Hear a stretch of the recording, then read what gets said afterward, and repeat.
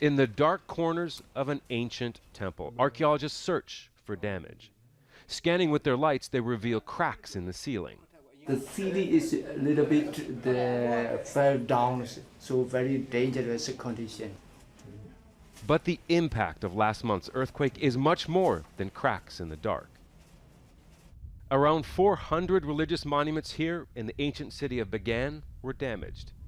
With more than 3,000 temples, pagodas, and other ancient monuments to survey, that number will probably grow.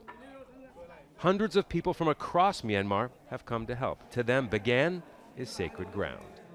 This is the 12th century Sulemani temple. Of all the monuments here in Bagan, this was the worst hit by this recent earthquake. The greatest damage here came when a recent reconstruction at the top came tumbling down, crushing ancient facade as it fell.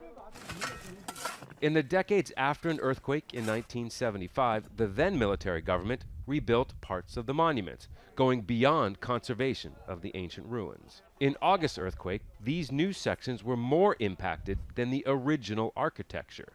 The UN's Heritage and Cultural Organization, UNESCO, has been working in Bagan for years. The area has not been listed as a World Heritage Site, mainly because of inconsistent overseeing of the ancient city, including that new construction. But that might be changing with a new management plan for the city.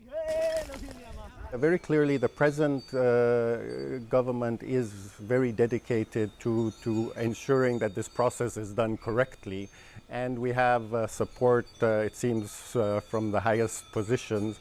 It has to be sort of an integrated system where we have, all the different ministries and departments working together. So while the cleanup and surveying of the earthquake damage continues, there's hope. With the new government's dedication to the preservation of the ancient city, Bagan might make it onto the World Heritage List when it can next be considered in 2019. Scott Heidler, Al Jazeera, Bagan, Myanmar.